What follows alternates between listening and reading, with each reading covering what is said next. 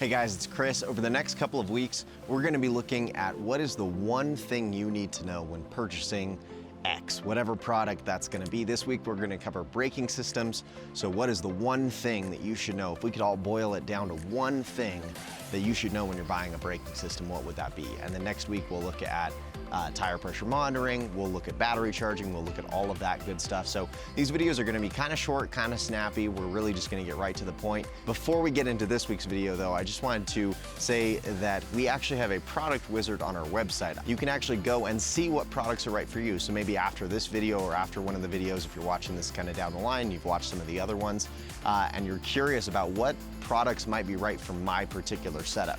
Well, if you go to our product wizard, you'll be able to select kind of what you have, whether that's a trailer and a towing vehicle, or if it's a motorhome and a towed vehicle. And based on your selections, we'll be able to tell you exactly what you'll need from our product lineup. So it's a great tool, definitely utilize that.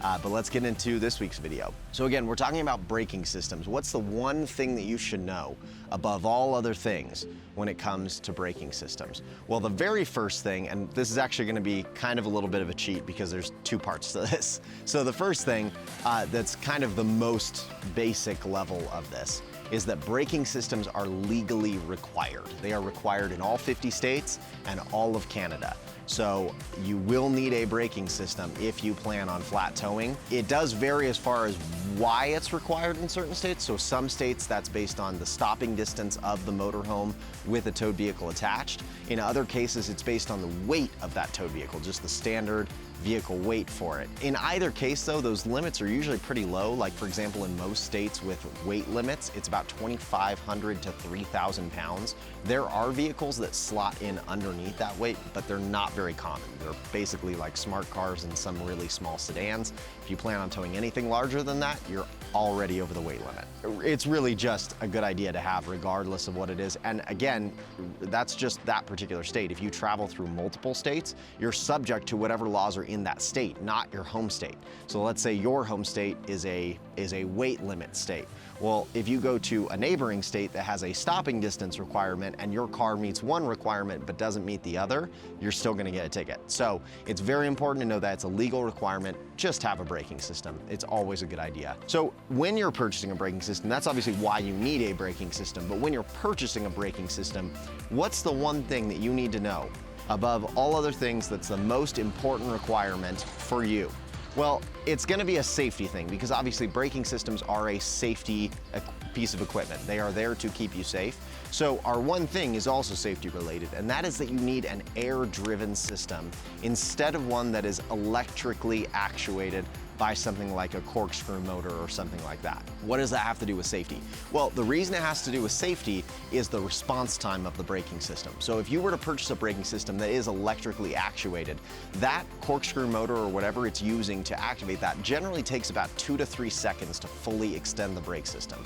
That's a big problem. Most panic stops where you actually need your braking system to come on, they only last about 2 to 3 seconds in total. So if your braking system takes 2 to 3 seconds to activate, your braking is done in 2 to 3 seconds, well, it hasn't actually helped you in the most critical moment where you actually need it. So you want an air-driven system. Air-driven systems are operated typically by an air tank and a compressor, and they can activate in under half a second. That will give you full braking power in the time that you need it within the actual panic stop.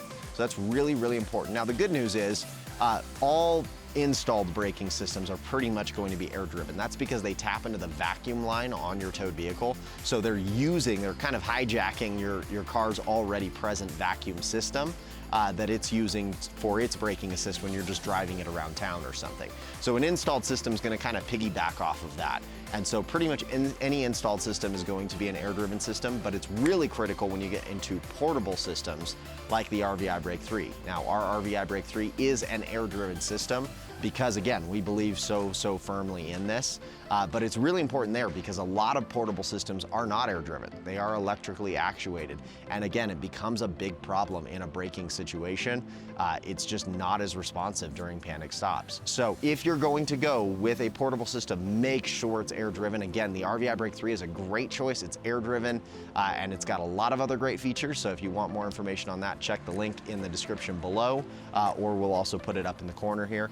But definitely check that out. And then obviously for installed systems, you have a lot more choices when it comes to being air driven, but we would always recommend our RVer Brake Shadow. It's got the fastest install time on the market, and it's just one of the most responsive and one of the best that's going to be out there. So we would definitely encourage utilizing that if you're going to go with an installed system. So again, guys, this is the most important thing when you are selecting a braking system. Make sure it is air driven. You want that extra safety. You want that response time. And again, it is a legal thing. You do need a braking system regardless of where you're at. So make sure you get one. Make sure you get one that's air driven, and we will see you next time. Thanks for watching this video. Thanks for being a part of this community, and we can't wait to see you back here next week.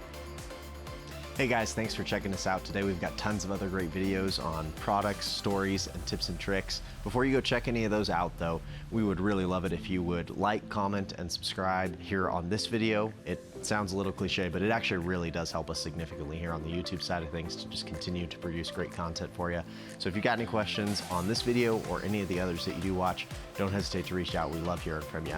In the meantime, guys, happy RVing.